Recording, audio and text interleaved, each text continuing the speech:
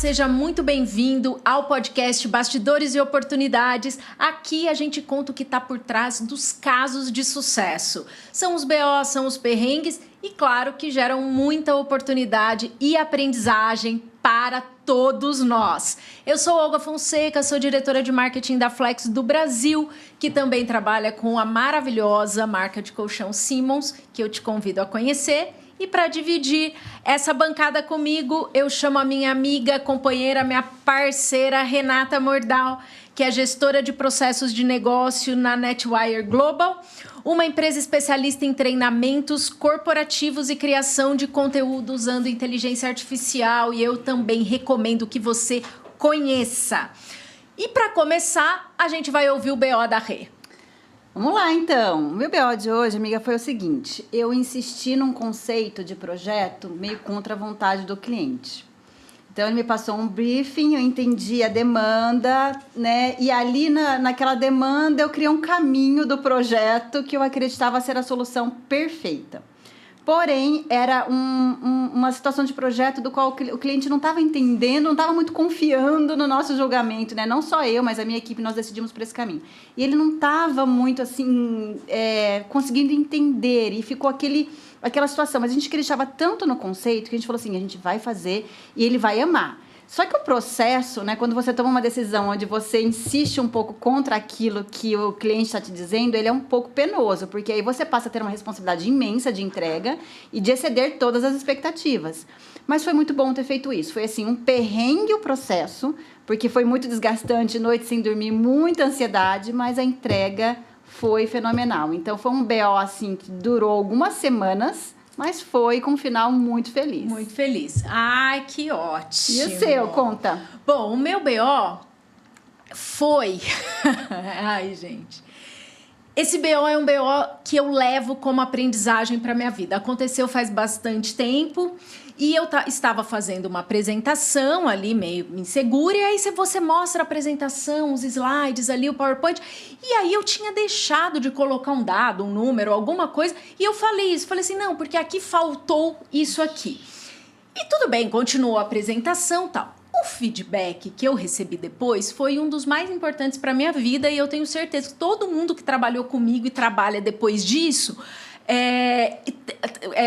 se beneficia deste feedback. Falou assim, uma apresentação, você não coloca o que você não fez. Você está apresentando o que você fez. Então, não coloca falta. Coloca... Traz o foco pro errado. Não traz o foco. Você está apresentando. Se alguém perceber depois, mas normalmente só você que percebe. E isso é uma oportunidade, é um BO, vamos dizer assim, que muita gente comete nas apresentações. Pessoas, palestrantes experientes. Então, eu fiquei ligada nisso, e esse é um feedback que eu sempre faço para qualquer pessoa, porque me ajudou muito e eu acho que pode ajudar todas as pessoas também, inclusive você. Vai fazer uma apresentação?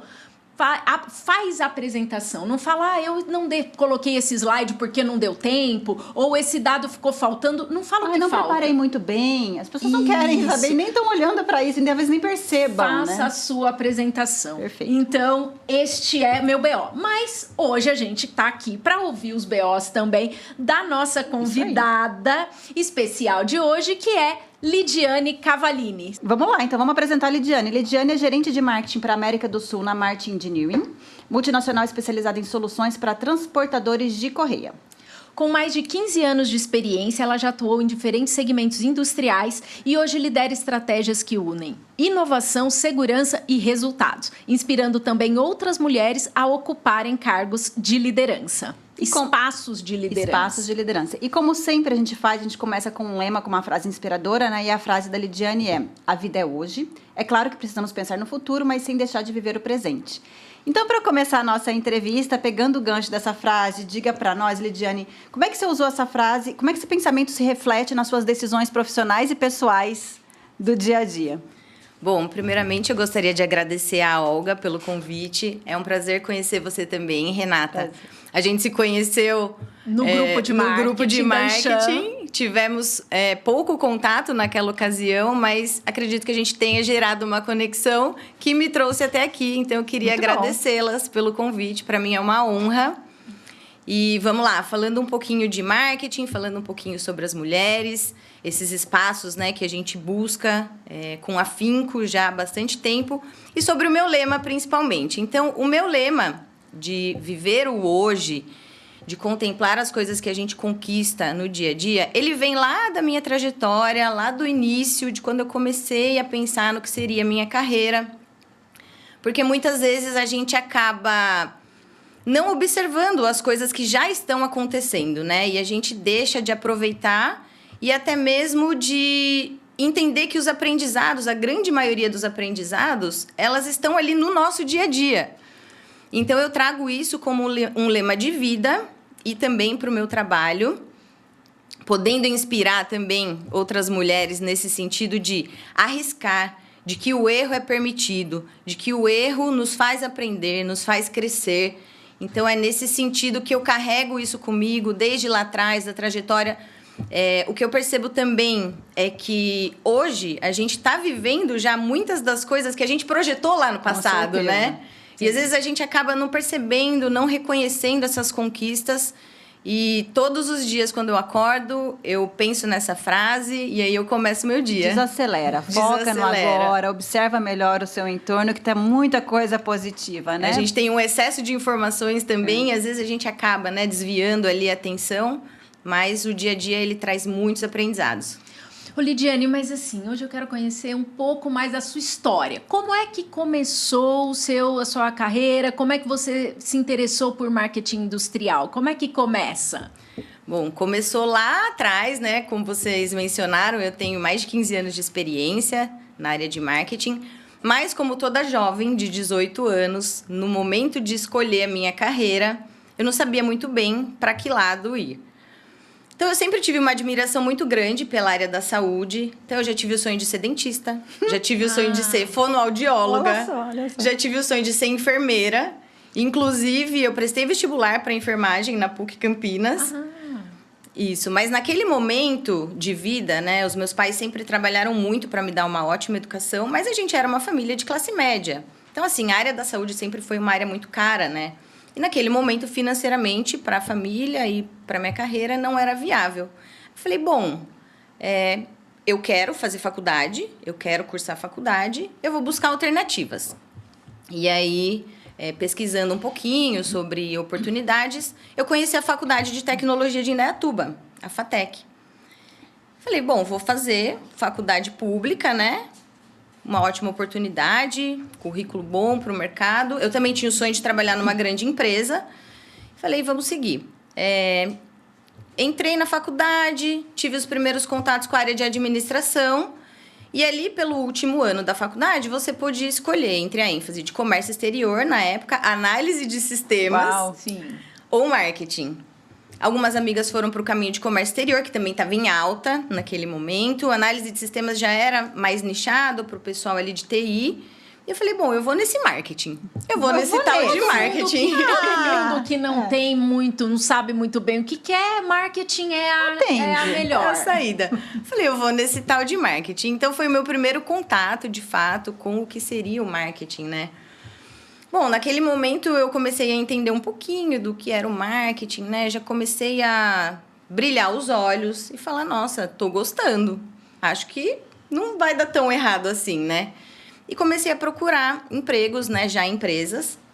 Já tinha desapegado do sonho da área da saúde, então eu já estava bem ali. Estava bem focada. Bem focada em construir uma carreira corporativa. E comecei os meus primeiros estágios, né? Então, o primeiro estágio foi mais voltado para endomarketing, numa empresa sueca. Nesse meio tempo, algumas amigas minhas já estavam trabalhando em grandes empresas. Então, no timing ali das coisas, eu não fui a primeirona a conseguir o emprego na multinacional. Uma pressão ali agora para correr atrás. Exatamente, mas eu falei, eu não vou desistir, eu vou chegar lá. E aí, consegui esse estágio, né, numa empresa sueca, na época, mais voltado para o endomarketing. E ali comecei a entender um pouquinho melhor da rotina corporativa, do que era uma grande empresa. E me encantei, de fato, pelo mundo corporativo. E dali eu passei para uma outra empresa alemã, uma multinacional alemã, já nesse segmento industrial. Então, lá também eles atuavam com essa parte de mineração, cimento, siderurgia, já uma indústria de commodity, né, mais pesada. E tive as minhas experiências ali como analista. Falei, vou construir minha carreira, tô contente e acho que é isso mesmo. Então, passei por essa empresa até que eu cheguei na Martin, que é onde eu tô hoje. Então, esse ano eu vou completar 13 anos de Martin. Nossa! Nesse meio tempo, né, entre concluir a faculdade e chegar na Martin, eu fiz também alguns cursos de especialização. Então, eu fui fazer um curso de extensão em comunicação e fiz uma pós-graduação na Unicamp em marketing industrial. Não acredito. Gente, também. Mas não em marketing industrial, em Não, marketing organizacional. Mas então. também na Unicamp. Muito bom. Falei, eu preciso, né, direcionar o meu conhecimento, aprender um pouco mais sobre o mercado, sobre a indústria, sobre esse mundo B2B que a gente falava tanto. E então fiz essas especializações, cheguei na Martin e construí a minha carreira. Você entrou na Martin em qual cargo? Eu entrei como analista júnior. Como analista júnior. Tá. Eu saí dessa empresa que eu estava alemã como analista júnior e entrei como analista júnior, né? E aí comecei, de fato, a desenvolver outras atividades, a pegar novas responsabilidades, né? Eu tive a sorte, eu gosto muito de ressaltar isso, de ter tido 2 gestoras mulheres. Tanto na empresa alemã que eu trabalhei, quanto na Martin. Quando eu entrei na Martin, eu tinha uma gestora mulher. E isso era uma coisa que me motivava. Desde que eu comecei a trabalhar, eu sempre busquei pessoas para me inspirar. É muito mais fácil você se desenvolver profissionalmente, você crescer dentro da sua carreira, quando você tem líderes para você se inspirar. Então, depois de algum tempo já, né, no mundo corporativo, nessa busca de construção de carreira, eu comecei a ter esse olhar, né, de buscar líderes para me inspirar. E eu tive a sorte de trabalhar com 2 mulheres muito competentes, que também fizeram parte dessa minha trajetória. E principalmente observar, né, coisas que eu queria ter dentro da minha liderança e coisas que não faziam tanto sentido pro meu estilo de vida, pro que eu queria passar para minha equipe. E aí eu fui me moldando de fato como a líder que eu sou hoje. Isso é um ponto bem interessante, Lidiane, porque a gente teve outras pessoas que passaram por aqui que disseram exatamente isso. A inspiração nem sempre é só da pessoa que você vê como um exemplo. Também você identifica aquelas que você não quer seguir aquele caminho, que são modelos de gestão que você não quer desenvolver. Então, na verdade, a gente não pode ter uma visão muito poliana da carreira de que você vai encontrar alguém que você se inspire e vai. Porque você vai encontrar pessoas que realmente têm, né, um perfil que complementa e você fala que sim, aí você encontra outro e fala que não. E isso te molda, isso gera, né, o seu estilo próprio. Exatamente. E eu acho que a construção desse estilo próprio é bastante importante, porque a gente não consegue não ser quem de fato nós somos todos os dias, né? Então, quando você tem uma equipe, você precisa passar verdade para essa equipe, você precisa passar seus valores para essa equipe. Então, tudo isso vai te moldando e, claro, dentre inúmeras pessoas que passam, né, na nossa trajetória, a gente vai pegando, falando, nossa, isso aqui é bem bacana, de eu trabalhar em mim e desenvolver o meu próprio estilo. Isso aqui nem tanto, eu não quero muito. E aí a gente vai construindo e chega no que hoje é a Lidiane como líder. E você está, assim, num segmento, né, o marketing industrial, ele é predominantemente masculino. E você falou que teve boas gestoras, mulheres que te inspiraram, né? Como é que é para você ocupar um cargo de liderança, né, nesse ambiente que, né, hipoteticamente é predominantemente masculino? Você concorda que é predominantemente masculino? E se sim, como é que você ocupa essa posição nesse lugar? Foi um desafio estar dentro desse segmento, ainda mais há alguns anos atrás, né? Então, eu estava começando a carreira, tinha muitas inseguranças, estava ainda desenvolvendo as habilidades, né? E entrar nesse mundo predominantemente masculino é um pouco assustador nos primeiros anos. Com o passar do tempo, eu fui ficando cada vez mais confiante, confiando no meu trabalho, olhando para outras mulheres que já ocupavam cargos de liderança e participando de redes de apoio também, tanto dentro, né, da indústria quanto com amigas e trocando bastante experiências com elas. Eu acho que isso fortalece bastante também. Isso ajudou muito a enfrentar esse mundo predominantemente masculino. Foi muito desafiador e continua sendo, porque ainda nos dias de hoje é um ambiente predominantemente masculino, é um ambiente em que a gente muitas vezes é colocada à prova a nossa capacidade. A gente precisa provar mais de uma vez, por ser mulher, de que aquilo funciona, de que aquilo vai dar certo. Isso eu não estou falando que aconteça dentro da marketing, mas isso acontece no entorno, né? Uhum. Eu vou dar um exemplo de eventos em que a gente participa, em que o público é majoritariamente masculino e continua sendo. As mulheres estão ali ocupando novos espaços merecidíssimos, mas ainda é predominantemente masculino. E encorajar outras mulheres também é um desafio, porque gera insegurança. E nem sempre eu posso estar presente, né? Então, eu tenho uma equipe, às vezes elas vão para algumas ocasiões. São mulheres em que também, eu não a sua estou. equipe? A minha equipe é composta somente por mulheres. Ah, somente por mulheres? Somente por mulheres. Olha, você disse uma coisa que é muito, muito importante. A gente se inspira em pessoas, no bom, no ruim, como a Renata falou, mas você ter mulheres ocupando posições de liderança é muito importante para poder inspirar outras mulheres, para falar, eu posso, é difícil, é muito difícil. Eu, não raras ocasiões, a gente participa de ambientes que você é a única mulher da sala. E você precisa superar algumas barreiras, até próprias, suas mesmo, né? De culturas do nosso movimento. Mas eu queria que você falasse um pouco mais dessa inspiração e do porquê você contrata você tem um time formado por mulheres. Bom, sobre inspiração, obviamente eu me inspiro em mulheres que eu tenho admiração, né? Então, mulheres da minha família, minha mãe, minhas tias, minha avó, foram já mulheres que tinham um pensamento à frente do tempo delas, então isso me ajudou a crescer bastante. E fui construindo rede de amigos, de outros profissionais, ainda que de outras áreas, para a gente poder trocar essa experiência e esse fortalecimento. Então, hoje eu busco fazer leituras sobre mulheres. Ah, que legal. Gosto bastante de fazer leitura escrita por mulheres e trazer mesmo como possibilidades, né? Para que as mulheres mais jovens vejam como possibilidades, como um caminho já trilhado por nós, que estamos ali na vanguarda, né? De ocupar esses espaços, para que também no futuro eu seja essa inspiração. Eu tive a sorte de ter uma equipe composta por mulheres, assim, mulheres especiais demais e muito capazes. Não foi uma coisa que no primeiro momento eu planejei, mas ali, conforme a equipe foi crescendo, eu fui pensando, por que não priorizar uma equipe feminina?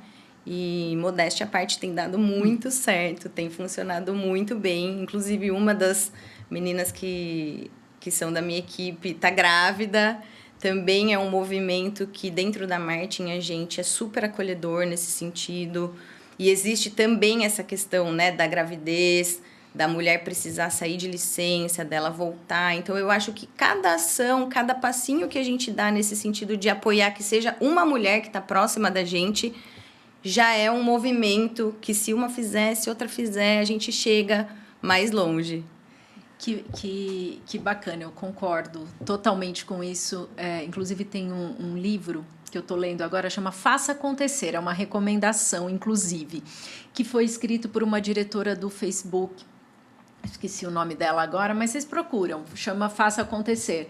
E ela fala justamente isso que você está falando, a necessidade de ter o apoio, as redes de apoio, se inspirar, ter mulheres inseridas para você ter essa inspiração. Então, hoje a gente ainda tem muito a crescer, mas principalmente ela fala do apoio dos homens. De ter essa visualização dos homens, tanto como parceiros, né? Os pais, por exemplo, para ter essa maternidade, tem uma paternidade também, então tá junto nesse apoio da carreira das suas mulheres, mas também do apoio dentro das empresas. Então, a participação masculina também é muito importante, e ela fala, ela tem essa fala que você diz, de inspirar mesmo. Então, Muito bacana. Bom, mas eu queria continuar assim. Como você se tornou líder, então, dentro da Martin Engineering? Como foi isso? O que é importante? Como foi essa transição? Concordo com o que você acabou de falar, Olga. Esse olhar dos homens, né, para as mulheres, para as nossas capacidades e para que a gente possa, né, ocupar esses espaços, os homens precisam ter esse olhar. Dentro da Martin, eu tive esse olhar. Então, eu tive essa gestora mulher, ela saiu da empresa. E, se vocês me permitirem, eu já vou fazer o link aqui com o meu BO, Tá que bom. tem tudo a ver com o que a gente está falando.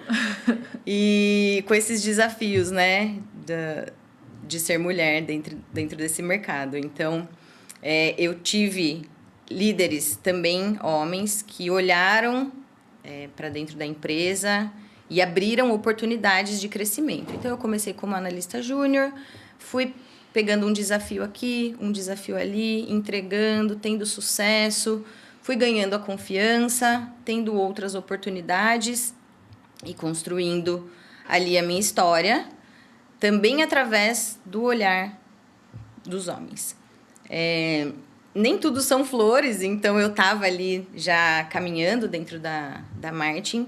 Fazia mais ou menos uns 4 anos que eu estava trabalhando lá. E aí, ainda jovenzinha, né? Falei, bom, vou me abrir para o mercado também, por que não? E surgiu uma oportunidade de sair da Martin e trabalhar numa outra empresa. Ah. Conheci a gestora dessa outra empresa. Também era uma mulher. Uma empresa muito bacana, muito estruturada. Me brilhou os olhos. Falei, bom, acho que eu vou arriscar.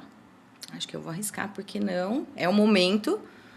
Conversei com o pessoal da Martin, eles, de forma super amigável, falaram, não, tudo bem, se é isso que você quer, se é para o seu futuro, nós apoiamos.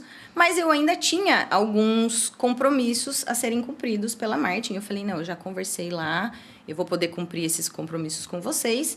Encerrando, eu vou me desligar. Tranquilo. O último compromisso que eu tinha lá na Martin era a participação de uma feira no Chile. E para essa feira no Chile, viajaram eu, o gestor de vendas, alguns engenheiros e a equipe que já estava ali na América Latina. Na época, o pessoal do México, do Peru, a gente se encontrou todo mundo lá. Então, fiz a entrega da feira. Num determinado momento, naquele ambiente mais descontraído, que não é o ambiente, né, corporativo, que a gente fica ali pensando em resultado, em entregar, em performar, esse gestor de vendas me chamou de canto e falou assim, Lid, você não vai sair da Martin. Aí a gente ali na brincadeira, falei, não, eu vou, isso aqui é o último compromisso, obrigada pelo carinho e tudo mais, eu vou. Ele falou, não, você não vai. E eu não era da equipe dele na época, né, ele era da equipe de vendas. E aí ele falou, não, você não vai, eu vou lutar por você, eu tenho planos para você. Olha. E se for preciso, eu vou puxar você para minha equipe. Aí eu fiquei balançada. Aí aquilo mexeu comigo, aí eu falei, ai meu Deus, será que eu tenho tanta certeza de que eu quero sair? Enfim, fiquei mais uns dias ali, refleti bastante sobre o que seria, né, sair também, analisei os prós, os contras, eu ia ter que me mudar.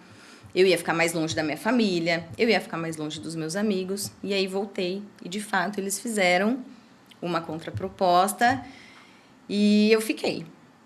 Aí, como nem tudo são flores, né? Lá vem. Ainda não chegou no BO. Lá vem. Alguns dias depois surgiu a oportunidade de fazer uma viagem para a matriz da Martin, que fica nos Estados Unidos, fica no estado de Illinois. É uma cidade bem pequenininha que chama Neponset. E fiquei a semana ali, conhecendo os processos, conhecendo o Centro de Pesquisa e Desenvolvimento, conhecendo o time de marketing. Era um time grande, então eles estavam à frente de muitas iniciativas globais. Foi, assim, uma semana de aprendizado. Mas como as pessoas imaginam que quando você viaja a trabalho, você não trabalha...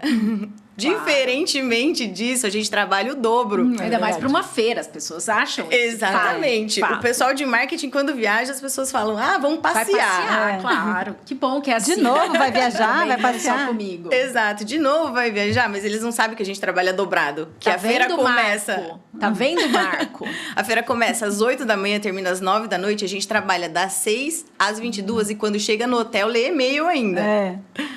Enfim, passei essa semana lá na matriz, conhecendo todos os processos. E também, quando a gente viaja, a gente aproveita cada minuto, como se fosse o último minuto da vida.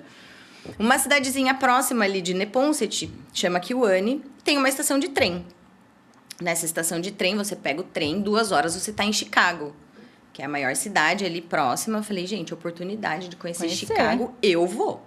Claro. Eu vou. Trabalhei a semana inteira, estava exausta. Falei, mas eu não vou perder nenhum minuto dessa viagem. Tava frio, era inverno. Falei, mas eu vou. Conversei com o pessoal, eles falaram, não, tudo bem, a gente leva você para a estação de trem. Você pega o trem, desce em Chicago, aproveita o fim de semana, depois você volta para os próximos compromissos. Falei, tranquilo. Me levaram para a estação de trem, fui com a minha mala, fiquei brincando ali na espera do trem com o filho de uma colega. O trem chegou, peguei minhas coisas, entrei, embarquei e estava curtindo minha viagem. Mais ou menos ali, uns 30 minutos depois da viagem, eu olhei para minha mala de roupa. A mala estava ali na frente. Olhei para o lado. Olhei para a mala. Olhei para o lado. Pensei, cadê a mochila? A mochila com passaporte, cartão de crédito, dinheiro, porque naquela época a gente não tinha cartão corporativo, não tinha cartão como a gente tem hoje, acesso pelo celular, não existia nada disso. Aquele desespero. Falei, gente, esqueci. Esqueci, eu sozinha no trem. Esqueceu na estação de trem. Na estação de trem. Nossa. Você sabe que eu tenho um pânico de acontecer isso, né? Eu tô até suando frio aqui com a história. Vai. Eu tinha, naquele momento, o meu celular com internet, por sorte, e um sonho. E o pessoal dos Estados Unidos, naquela época, eles não usavam muito o WhatsApp. O WhatsApp sempre foi usado muito no Brasil. Sim. Então, eles tinham outras ferramentas de comunicação, mas como eu faria essa viagem para lá, algumas pessoas pontuais baixaram o WhatsApp. Eu peguei o celular e comecei a mandar mensagem para eles. Falei, gente, aconteceu uma tragédia. E eu já suava frio. Sim. Eu falei, meu Deus, como eu vou embora desse país? Eu já pensei, perdi o passaporte, vou ficar aqui para sempre, não vou conseguir ir embora, vou ser presa, vou ser deportada. Tudo de ruim passou ali naquele momento, né? Aí falei com o pessoal, eles, calma. A gente vai voltar para a estação de trem, vai procurar a sua mochila. Provavelmente vai estar lá, fica tranquila. Mas a recomendação é que você desça na primeira estação, para ficar mais fácil, né? Em resumo, conversei com o pessoal lá do trem, assim que eles pararam na estação próxima, eu desci. Gente, um frio que tava. Desci e fiquei sentadinha na estação ali. Falei, gente, eu tô em tal lugar. Aguardo vocês. Eles pegaram de carro minha mochila. Tava lá. A mochila tava lá. A mochila tava lá. Né? Mas... Nossa, vou até tomar uma água. A mochila tava lá. Eles pegaram e foram me levar a mochila de carro. Nisso, surgiu uma senhorinha do nada, numa cidadezinha no meio do nada. E falou assim, oi, tudo bem? Você quer tomar um café, né? Eu tô vendo que você tá aí sozinha, quer tomar um café. Eu falei, gente, eu vou aceitar. Naquele momento, eu nem pensei se era perigoso, se não era. Eu falei, vou estar aceitando. Eu tava desesperada, sozinha. Enfim, ela me levou pra casa dela, deu tudo certo. Nossa, ela levou você pra casa... Você foi pra casa de uma Como senhorinha assim? que encontrou numa estação de trem. Exatamente. Que queria fazer uma amizade, porque tava se sentindo sozinha. E aí, eu aceitei. Naquele momento, eu não pensei em nada. Eu só falei, eu quero um lugar quentinho. E ela me ofereceu um café com leite. Eu falei, eu vou trocar tudo por um café com leite. Ela foi uma alma. Americana. Americana. Uma alma, assim, bondosa que acolheu ela no momento de... As cidadezinhas ali muito pequenas. Então, a estação de trem muito pequenininha. Coisa de 3 banquinhos, assim, sabe? Então, provavelmente, ali eles conhecem todo mundo. E eles pegam o trem dali pra ir pra Chicago, que é a maior cidade. E ela toda solícita. Eu olhei e falei, bom... Não tá parecendo que vai dar ruim. Minha intuição tá uma senhorinha boazinha. Pode ser um filme de terror, o início, né? Não sabemos. Hoje eu penso nisso. Eu falo, gente, poderia estar passando num documentário. Mas, enfim, deu tudo certo. 1 hora depois, o pessoal chegou de carro com a minha mochila. E me levaram de carro para Chicago. Então, eu cheguei. Conseguiu manter o fim de semana, Consegui manter o fim de semana. Mas, assim, foi um grande susto, um grande perrengue de viagem. E uma história, assim, que eu sempre gosto de contar, porque tem várias nuances, né? E tem essa questão de aproveitar ao máximo, tem essa questão de viver o hoje. Presente, tem a questão do mundo corporativo e dessa idealização de que quando se viaja a trabalho, tudo é glamour, tudo é festa, tudo é passeio. mas tem bastante perrengue também. E pegando esse gancho das viagens, né? Adorei a história. E pegando o gancho das viagens, imagina que aconteçam muitas aventuras, né? Porque, como marketing, você falou, você viaja muito para fazer eventos, feiras, etc. No caso, você comentou que você tinha feito uma no Chile antes, né? Como é que é, assim, sair do marketing aqui, ir para o marketing América Latina, entregar resultados diferentes, com culturas diferentes, expectativas diferentes, com propósito maior, enfim, marketing global também, né? Porque é um desafio, porque também, como se imagina, marketing não é tudo igual. A gente precisa entender o mercado local. Existe muita diferença entre o mercado do Brasil, por exemplo, e o mercado da América do Sul. São comportamentos diferentes, são visões diferentes de produto, de serviço, do que é qualidade. O que funciona no Brasil nem sempre funciona nos outros países da América do Sul e no mundo, né? Então, é preciso ter um conhecimento amplo de mercado, buscar informações, fazer muita leitura. Então, toda semana eu tenho uma rotina de leitura, highlights, assim, do que está acontecendo, né? A inteligência artificial ajuda muito nesse sentido, de resumir para a gente o que está acontecendo, as principais notícias, principalmente dos setores em que a marketing atua, para que eu consiga estar atualizada sobre o que está acontecendo, não só no mercado, mas tem questões econômicas, tem questões políticas, então cada país tem a sua particularidade. Uma coisa que eu gosto bastante de trazer também é que quando a gente se imagina no mundo B2B, que são empresas que fazem negócios com outras empresas, a gente não pode esquecer que existem pessoas por trás dessas empresas, né? Então, existem pessoas por trás de cada processo, independente de se a marketing vende para uma outra empresa. Quem está ali nos bastidores são pessoas. Essas pessoas, elas têm sentimentos, elas têm valores, elas têm emoções. E a gente precisa também se conectar com essas pessoas. Elas precisam enxergar valor, elas precisam enxergar que aquilo que elas estão fazendo ali no dia a dia de trabalho delas vai ter um reflexo na vida pessoal delas. Então, se elas estão ali num trabalho, construindo uma carreira, isso vai fazer com que ela consiga realizar um sonho de vida. Então, a gente tem que ter essa preocupação de que marketing não é só vender. Não é só vender uma solução, só vender um produto, mas criar esse valor também na vida pessoal de cada pessoa que está ali, né, no ponto de contato. Então, sim, muda muito as ações que a gente faz, o tipo de abordagem, os conteúdos que a gente cria, a forma como a gente investe nesses mercados são diferentes, pensando nessa particularidade de cada público, né? Então, de cada pessoa, de cada nacionalidade, eles têm características diferentes. E o que você acha que é fundamental, assim, nesse marketing? Falando de pessoas, mas, assim, o seu marketing é um marketing B2B. Sim. Né? Mas, ainda assim, você está pensando lá na pessoa. Na ponta de contato. Do B ali, do outro B, né? O que você acha mais desafiador no marketing B2B? O mais desafiador é a gente conseguir chegar nessas pessoas. É a gente conseguir entregar esse valor para a pessoa que está ali no operacional. Porque, né, no corporativo, quando a gente fica na mensagem corporativa, isso se dissemina de uma forma muito fácil, né? A gente consegue os canais, a gente tem tudo muito amplificado hoje com a tecnologia, mas tocar nessa pessoa, e isso desde o nosso colaborador, né? Então, essa pessoa que está dentro da marketing, que vai se encontrar com essa outra pessoa que está no cliente B2B, essas pessoas que fazem a ponte entre a mensagem que a gente quer passar e, de fato, o que a gente está entregando de solução. E é através das nossas pessoas que a gente consegue mostrar e entregar esse valor para aquele usuário, né? Para aquele operador, então, para aquele gerente de manutenção. Se ele não pensar acreditar... na linguagem exata que você está comunicando, como você está usando, né? Todos os elementos que conectam, né? A gente trabalha muito essa questão das personas, né? Então, tem o corporativo, tem o mercado em si e tem as personas. Com quem que a gente está falando, né? Quem que é o nosso público? Como a gente chega de forma assertiva para que essa pessoa entenda a mensagem, para que a gente consiga entregar mesmo aquilo que está na estratégia. Porque a estratégia é bonita, é importante, é o norte...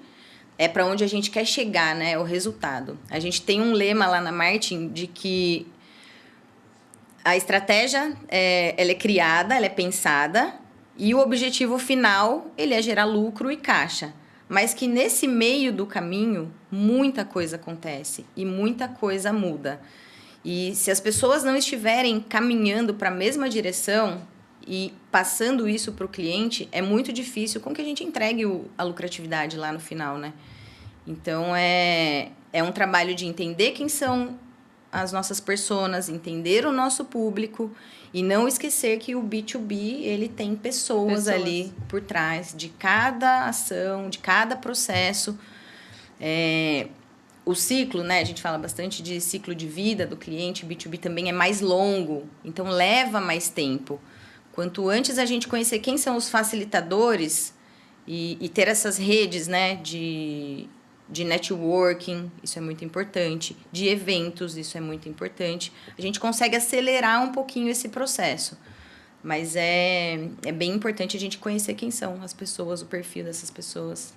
E mesmo numa compra técnica, totalmente técnico, isso é interessante. Num marketing muito ali voltado para, enfim, para aspectos racionais, né? Você traz a questão das pessoas, né?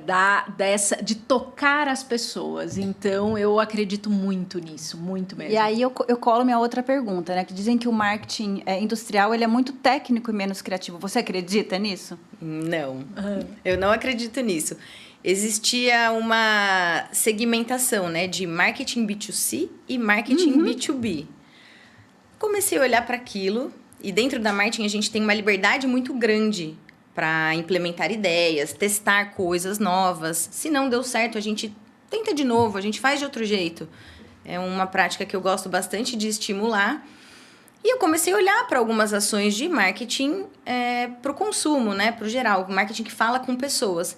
Falei, gente, vamos começar a usar essa linguagem de falar com as pessoas, de olhar para a dor, para o problema do cliente, mas que o sofrimento é da pessoa.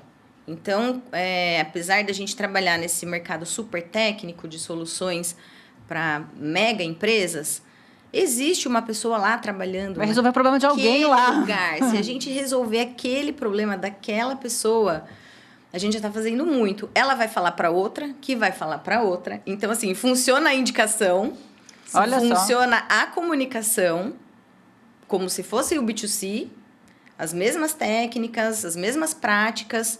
Hoje a gente não tem essa diferenciação dentro da marketing. A gente faz o que a gente acredita que pode chegar nas pessoas e que pode facilitar a vida delas de alguma forma. Claro, trazendo, né, a solução para o cliente, no fim das contas.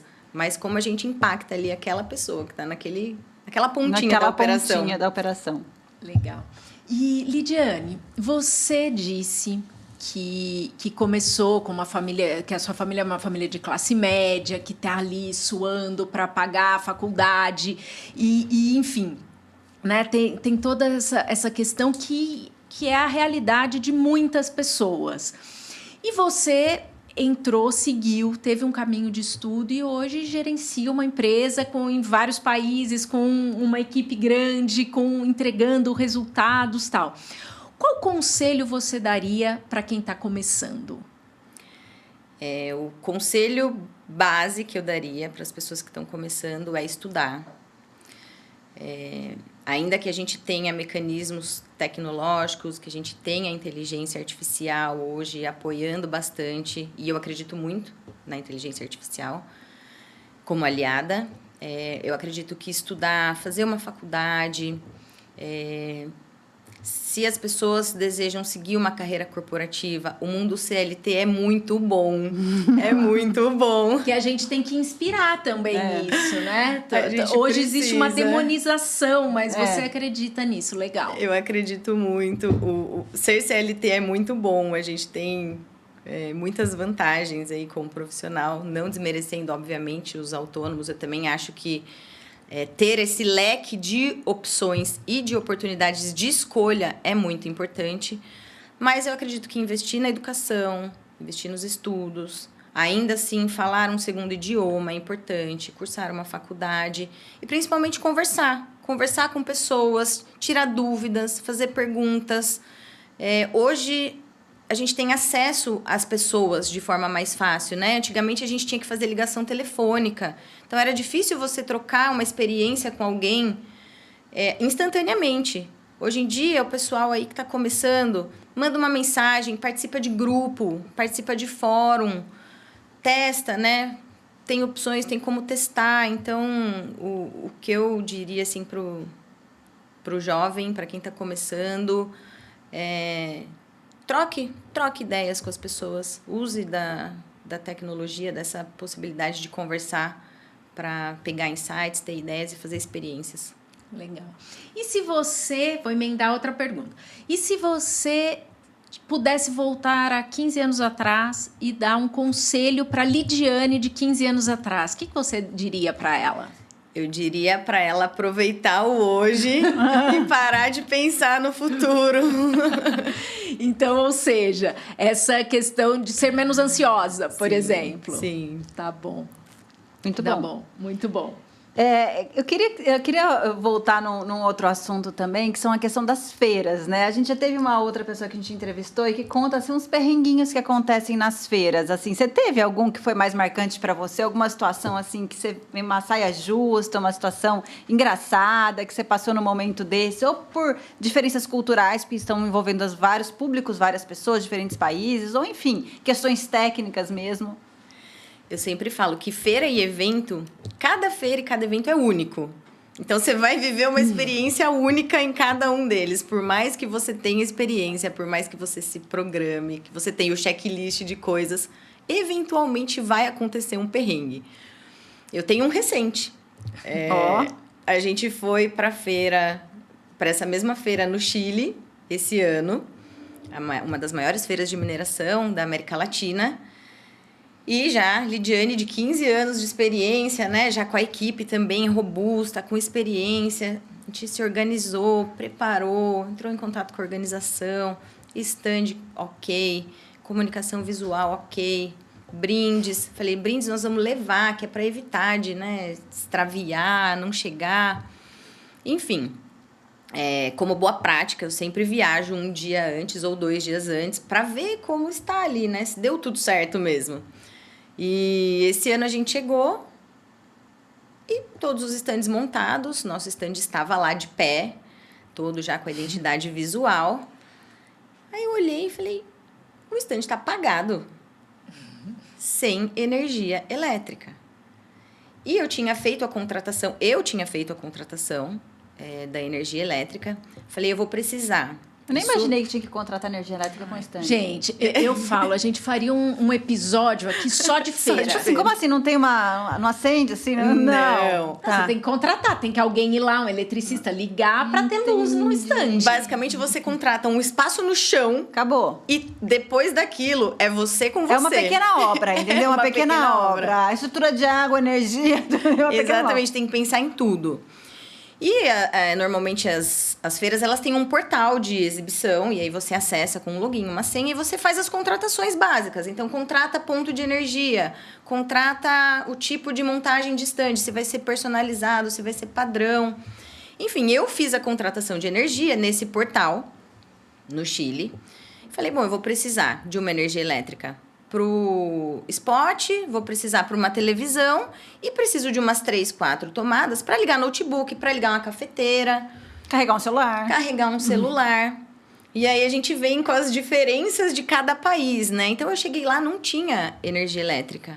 E aquele transtorno de entra e sai, é difícil você encontrar a pessoa responsável. A pessoa responsável nunca tá no local ali da recepção.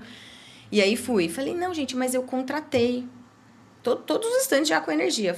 Fui lá na área de expositor, falei, gente, eu contratei, eu tô aqui, peguei no celular, mostrei. Ela falou, não, você contratou 3 pontos, como se fosse 3 fases para uma única tomada, como se fosse para ligar um equipamento. Então, em vez de eu contratar 3 tomadas 220, eu contratei uma tomada 380. E essa tomada robusta que eles tinham deixado disponível no stand, ela era muito maior e não tinha adaptador nenhum que... Eu não conhecia Nossa, nenhum que tipo coisa, de não adaptador. planejou levar um adaptador. 380 não sabia nem que existia. Nem eu. Não, nem eu. E aí eu falei, não, eu contratei 3 tomadas. Eu falei, carregar o celular. Ela falou, não, você contratou essa tomada com essa potência. Aí eu falei, não. Eu falei, tá, então como eu faço pra Não quero mais, vamos mudar. Agora não tem como. Como não tem como? Foi a minha pergunta. Eu falei, como não tem como? Ela falou, não tem como. Aí eu falei, não, tem que ter como. Nisso a moça chegou com a televisão, chegou a geladeira. Tudo. Claro. Pra conectar. Para conectar numa energia elétrica. Enfim, conversa com um aqui, conversa com ali. Aí eu fazer um gato no comecei... stand do amigo. Foi mais ou menos isso. Eu comecei a conversar com as pessoas que estavam montando os estandes personalizados. Porque normalmente eles demoram um pouco mais para ficar pronto. E aí sempre tem um eletricista, sempre tem alguém da montagem. E aí eu chamei um moço lá. Falei, você mexe com eletricidade? Aí ele falou, sim. Eu falei, moço do céu. Eu falei, tô precisando de você. Eu falei, eu preciso de 3 tomadas. Aí ele, não, vou trazer um adaptador. Eu falei, não, Tá entendendo? não Vamos tem voltar. adaptador. Aí ele foi até o stand, ele olhou, ele falou, olha, eu vou ter que mexer aqui, eu vou ter que ir ali por trás, eu vou ter que puxar assim, assim, assim. Aí fui falar com a organização, falei, gente, eu consegui um profissional, que eu vou pagar parte, pra me ajudar a resolver isso e, enfim, resolveu. Aí ele falou assim, tá, agora você tem que me pagar, né? E eu não ando mais com dinheiro. Tudo é cartão de crédito, tudo é Pix, Wise, aqui Pix. no Brasil. Não aceita um Pix? Não, a gente tá no Chile, não aceita o Pix. Aí, no fim das contas, ele fez o trabalho ali na confiança, porque ele ia terminar a montagem e ia fazer outras coisas, né, Também durante você ia a semana. estar ali, né? Você não ia... Foi o que eu falei, eu não vou fugir daqui, eu Depois desse prometo. trabalho, moço, eu vou passar o dia todo aqui, eu te garanto. E aí ele fez o trabalho, aí eu fui num caixa eletrônico, consegui o dinheiro para pagar ele e aí a gente conseguiu resolver. Mas independente de quanto tempo você tenha de experiência, vai acontecer um perrengue numa feira e num evento. Coisas imprevistas que você não consegue mapear realmente, que seria um problema... Não, você se porque- prepara para aquilo que você já passou e aprendeu, mas um problema novo sempre aparece, né? Ali na organização de tudo, você fala, eu já dei check nisso, né? Eu já contratei a energia. Então, eu vou chegar lá e vai ter energia. E você E acha... às vezes você entra no piloto automático, né? Sim. Que fala, já tô há tanto tempo fazendo, e é aí que o acidente acontece. que o deslize acontece. Mas você acha que assim, depois de... Imagino que sim, né, a resposta. Depois de 15 anos, né, já atuando, quando um problema novo e grande acontece, a sua abordagem hoje sobre ele... É diferente, né? É, assim, mais calma, menos ansiosa, com menos medo de que vai dar errado. E que também, se der errado, não é para ser o fim do mundo, né? Fala, a gente tem... ações, coisas que a gente pode fazer para mitigar, para resolver, mas em alguns casos não vai dar para resolver. Então, hoje sim, já olho para o problema com uma certa certeza maior de que eu vou conseguir resolver, com uma confiança maior, com um olhar para... Eu sei para onde ir. Isso. Eu acho que a Pra essa experiência, na situação. verdade, ela traz isso, né? Ela traz a gente entrar no modo de resolução muito mais rápido, né? Em vez de ficar assustada e desesperada e imaginando o caos, você até enxerga o caos, porque você também sabe das consequências. Quando você está numa posição ainda maior, dentro de um cargo maior, você sabe que as consequências, né? Sim. Mas você entra no modo de resolução muito mais rápido, aí você vira a chave e sai resolvendo, né? E esse, eu acho que é um ponto de diferença entre homens e mulheres. Não todos, claro, mas é a forma como a gente demonstra a segurança. A gente quer que esteja tudo ali perfeito, sem erro e tal, por conta de uma cobrança. Sim. E por isso que gera uma ansiedade. Então, a segurança é maior, porque algo é importante. A gente já ouviu aqui também, em uma das entrevistas. Você vai errar. Vai ter erro. E a gente precisa entender como mulher, e tô errando, mas não fico me martirizando. E essa questão que você falou, calma, eu falaria a mesma coisa para Olga de 25 anos atrás, talvez calma. 15.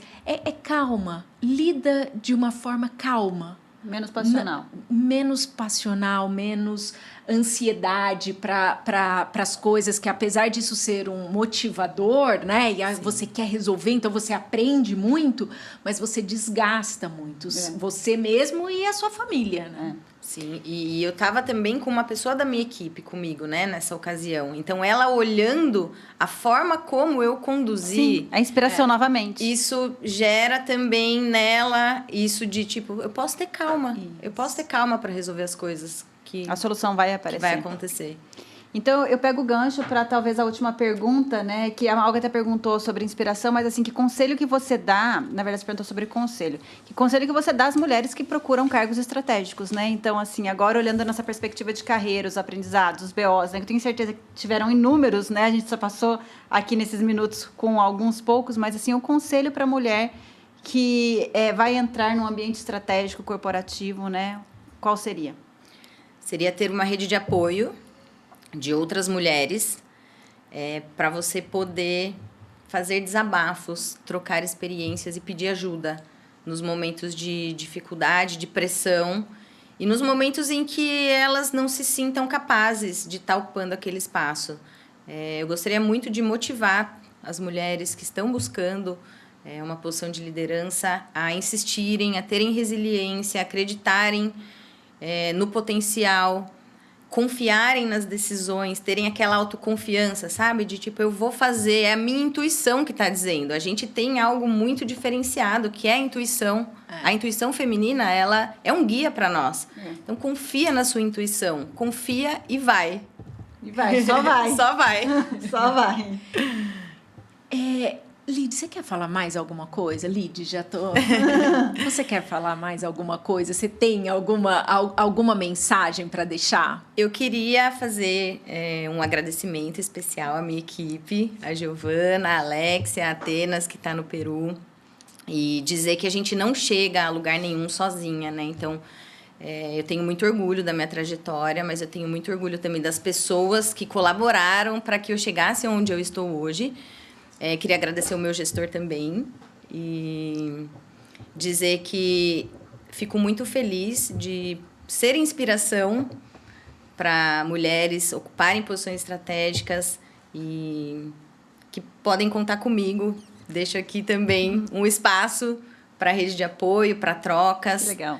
E queria agradecer vocês pelo convite, foi uma delícia. Adoramos tê-la aqui hoje também. Adoramos, Rê. Você tem... O que você aprendeu? A gente... Nossa, esse programa tem trazido vários aprendizados, né? E cada um que passa deixa a sua marquinha ali, né? Mas eu acho que o fundamental, né? A gente discutiu isso em várias perguntas, né?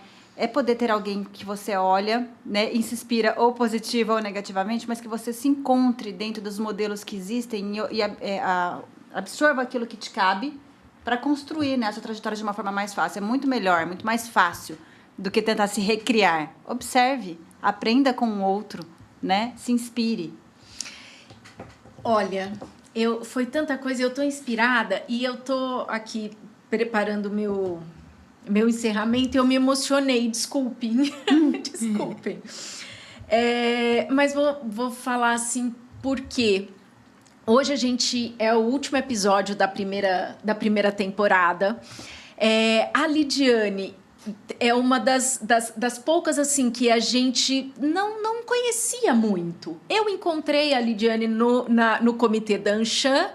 Por conta disso, eu vi, ela fez ali 2 comentários, eu já prestei atenção nela, mandei uma mensagem e ela aceitou sem nada. Assim como ela aceitou o café da velhinha lá no ponto de Chicago.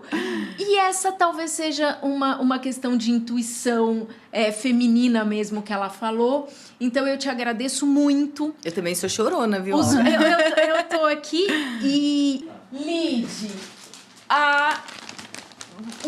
um mimo dos nossos patrocinadores, meninas, que é a Simmons, obrigada. no caso, a empresa que eu trabalho, que é a apoiadora desse projeto. Muito obrigada. Para você ter um soninho Que coisa linda. Eu vou fazer o unboxing aqui para as pessoas saberem o que eu ganhei. É um mini travesseiro. Ai, que fofo, que delícia. E para encerrar essa participação e esse episódio, você falou bastante sobre rede de apoio.